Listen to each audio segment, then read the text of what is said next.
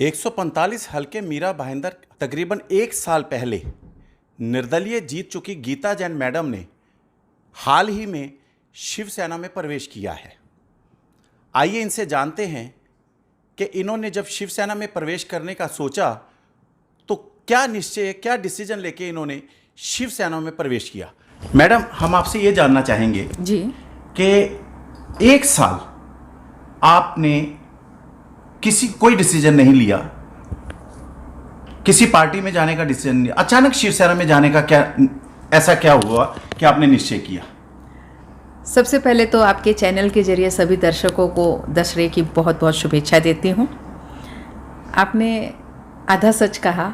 आपने कहा किसी पार्टी में नहीं, मैंने जीतते ही बीजेपी के साथ थी। मैं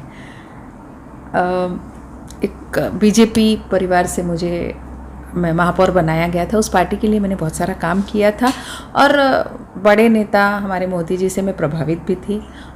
मैंने बिना शर्त बीजेपी को साथ दिया था, बदले में कभी कुछ मांगा ही नहीं था। इसके अलावा कि भाई बीजेपी में जो मुझे यहाँ काम करना है, मेरा जो विज़न है, मेरा जो भ्रष्टाचार हटाने का विज़न है, शहर के काम करने का विज़न है, उसमें मुझे आपका साथ चाहिए। उसके अलावा मुझे कोई लालच नहीं है। और ये आश्वासन मुझे फडणवीस जी ने दिया था कि आपको वहाँ फ्री हैंड काम करने को मिलेगा। लेकिन उसके बाद अमूमन पहले कहा गया कि आपको सबको साथ लेके, किसी को भी साथ लेके काम करना है। और फिर थोड़े थोड़े टाइम में ये हुआ कि बीजेपी के वरिष्ठों ने कभी यहाँ के प्रॉब्लम में मेरा साथ दिया ही नहीं। आपको बताऊँ कि लास्ट 3 साल से एक भी बीजेपी की पार्टी मीटिंग में भी मुझे नहीं बुलाया जाता था, जबकि मैं बीजेपी की नगर सेविका तो थी। लेकिन किसी एक व्यक्ति की कोई पर्सनल दुश्मनी हो सकती है, उसके लिए पार्टी ने मेरा बहिष्कार करना कहाँ तक उचित था। और ये सब बातें मैंने पार्टी वरिष्ठों को समय समय पे बताई, पत्र भी लिखे। मैं आपको मेरे लिखे हुए पत्र बता सकती हूँ और बिल्कुल उन्होंने रिसीव किए वो भी बता सकती हूँ। फ़ोन पे मैसेजेस किए, उसके जवाब भी आए कि थोड़ा सा रुकिए, हम सब ठीक करने आते हैं। ये 1 साल तक आश्वासन चले। इसी दौरान किसी कारणवश मैंने 2-3 बार उद्धव जी से मुलाकात की, हमारे शहर के लिए ही की थी। तो वो स्थिति की चर्चा कर रहे थे कि मैंने आपको पहले ही दिन बुलाया था, आप आए नहीं, अभी क्या स्थिति है। उन्हें पता तो रहता ही है भाई, तो उनको पता था कि बीजेपी मुझे वो साथ नहीं दे रही है। तो फिर ऐसे ही एक दिन चर्चा में कहा कि आपके बहुत अच्छे विज़न है, शहर के लिए आप कुछ निस्वार्थ करना चाहती हैं, अगर आप शिवसेना ज्वाइन करते हैं तो मैं और हमारी पार्टी आपकी मदद ज़रूर करेंगे। और उसी वजह से मैंने सोचा चलिए, हमें तो लोगों के लिए काम करना है, कोई भी पार्टी हमारी मदद करे, और बल भी चाहिए था। तो बिल्कुल फिर वो निर्णय मैंने लिया। मैंने अपने कार्यकर्ताओं से बात की, हमारे साथी सभी साथीदार थे उनसे बात की। थोड़ा सा उसमें था, लोगों को एक हिच लगी कि अचानक शिवसेना क्यों, लेकिन बहुत सारे सहमत थे कि अगर हमें काम करना है तो हमें शिवसेना ज्वाइन करनी पड़ेगी, क्योंकि बीजेपी की तरफ से मुझे कोई भी रिस्पांस नहीं मिल रहा था। वो मान सम्मान, वो काम करने की खुली छूट कुछ नहीं मिल रहा था। तो इसलिए ये निर्णय मैंने शिवसेना का लिया। मैडम, अभी आपने बताया कि आपने अपने साथीदारों के साथ, अपनी पार्टी के लोगों के साथ आपने बैठ के एक सलाह मशवरा किया, लोगों की ज़्यादा सहमति मिली। लेकिन जिन लोगों की सहमति नहीं मिली, जो लोग आपके इस कदम से खुश नहीं हैं, जो आपके साथ थे कंधे से कंधा मिला के, उनके लिए आप क्या जवाब देंगे? देखिए, वो खुश नहीं है ये बात नहीं है, वो खुश है। उनका भी ये मत है कि हमें काम करना है तो कुछ ना कुछ करना पड़ेगा। वो खुश पार्टी से नहीं है, क्योंकि वो हार्डकोर जो बीजेपी से रखने वाले जो मेरे कार्यकर्ता और मेरे साथी थे, उनको उनकी पार्टी के इस रवैये से बड़े दुखी थे। वो मेरे पर्सनली खुश या नहीं खुश मेरे रवैये से या नहीं थे, वो पार्टी के इस रवैये से बड़े दुखी थे। और आखिरकार उन्होंने भी यही कहा, भले ही दुखी होके कहा कि क्या करें, अब ये हमारी मजबूरी तो बन ही जाएगी।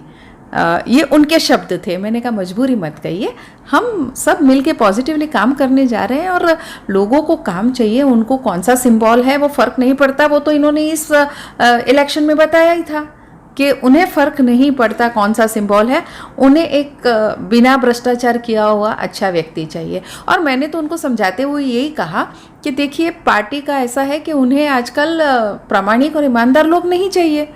हो सकता है उनकी नीति बदल गई हो और उनको अभी भ्रष्टाचारी लोग ही चाहिए होंगे।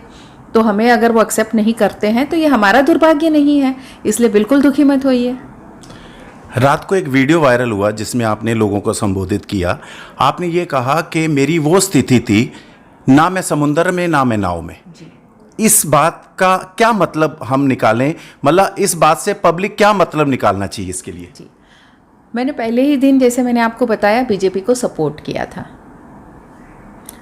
विधिमंडल के हिसाब से मैं उस गुट में नहीं जा सकती, लेकिन मैं बीजेपी से हूँ, ये सब जानते थे। वहाँ मैंने बीजेपी के साथ मीटिंग अटेंड की।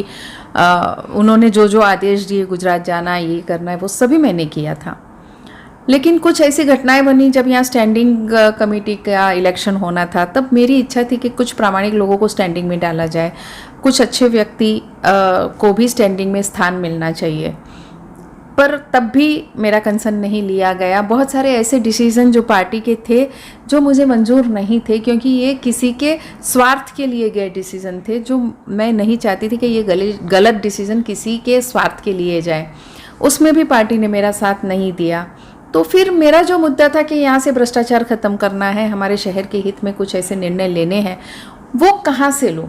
स्थिति तो यहाँ तक हो गई थी कि कोई नगर सेवक अगर बीजेपी के कोई भी नगर सेवक अगर मुझसे बात करते हैं, मुझसे मिलने आते हैं, तो उन पे भी गाज बरसती थी। तो फिर ऐसी स्थिति में बीजेपी के साथ कैसे काम किया जाए? और वही स्थिति को दर्शाते हुए कि मैं बीजेपी की होते हुए भी न पार्टी मुझे साथ दे रही है, न दूसरे साथ दे रहे हैं कि ये तो भाई बीजेपी के है, हम साथ कैसे दें।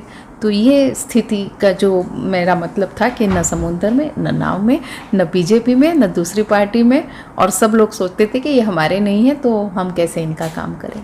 चलिए, अभी आपने शिवसेना में प्रवेश किया है। आप शिवसेना के कैंडिडेट, शिवसेना के कार्यकर्ता, शिवसेना के कर्ता धर्ता मीरा भाईंदर के आप क्या मैसेज देना चाहेंगे मीरा भाईंदर की जनता को? देखिए, मैं किसी भी पार्टी में अगर गई हूँ तो जनहित यानी जनहितार्थ के लिए गई हूँ। लोगों का मैं काम कर पाऊँ। उनके कार्यकर्ता को, शिवसेना के कार्यकर्ताओं को भी कहूँगी कि मत समझिए कि मैं कहीं बाहर से आई हूँ। हम एक परिवार है और हम सब इसीलिए राजनीति में हैं, समाज नीति में हैं कि हमें शहर के लिए, हमारे देश के लिए काम करना है। तो क्या फ़र्क पड़ता है हमारे साथ लोगों क्या है? मैं तो कहती हूँ इलेक्शन के बाद तो विरोधी पक्ष और सत्ता पक्ष भी भले ही कहने के लिए एक दूसरे का विरोध करे, लेकिन जब जनहित की बात आती है तो सबने साथ मिलके करना चाहिए। ये कोरोना ने हमें बहुत कुछ सिखाया है। आप देखिए, यहाँ अभी वो मुद्दा ही नहीं रह गया है, धर्म का मुद्दा या और कोई मुद्दा। अब मानवता सबसे बढ़ के ऊपर आई है। कोई भी किसी को मदद कर रहा है, कोई भी संस्था मदद करते समय उनका धर्म पूछ के नहीं करती, उनका जात या ये पूछ के नहीं करती। मदद है। मैं तो बहुत सारी जगह सभी संस्थाओं के साथ बहुत सारी मदद देने, अनाज बांटने, इन सब कामों में गई हूँ। तो देते समय किसी ने, चाहे वो जैन हो, चाहे वो मुस्लिम हो, चाहे वो सिख हो, चाहे वो क्रिश्चियन हो, एक दूसरे को मदद करते समय किसी ने जात पूछ के मदद नहीं की। वो तकलीफ़ में है, हमें मदद करनी है। ये मानवता का सबसे बड़ा उदाहरण मैंने इस काल में देखा। एक आखिरी सवाल हम आपसे करेंगे। कल जो वीडियो वायरल हुआ उसमें आपने लोगों को बोला कि जब मैं उद्धव ठाकरे जी से मिली, मुझे बहुत ज़्यादा उनका आश्वासन मिला कि आप जो भी कार्य लेके मीरा भाईंदर का लेके आएंगे, हम उसमें आपको सहकार करेंगे। उसके बारे में आप क्या कहना चाहेंगे? बहुत अच्छा लगता है जब कोई नेता हमें ये आश्वासन देता है कि हम आपके साथ खड़े हैं और आपके वो सभी काम करने के लिए हमारी तत्परता है। तो ये आश्वासन के लिए मैं शहर की जनता की तरफ से और मेरी तरफ से उनको धन्यवाद देना चाहूँगी कि इस आश्वासन का पालन वो करेंगे। ऐसी आज पॉजिटिविटी के साथ मैंने प्रवेश किया है और मैं पॉजिटिव ही रहूँगी कि बिल्कुल वो करेंगे। Thank you very much.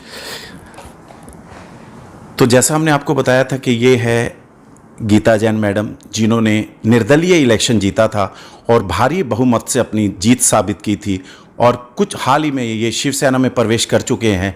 हम यही उम्मीद के साथ कि ये आने वाले टाइम में मीरा भाईंदर की जनता के साथ न्याय कर पाएंगे। HM TV लाइव के लिए मुंबई से विनय महाजन की रिपोर्ट।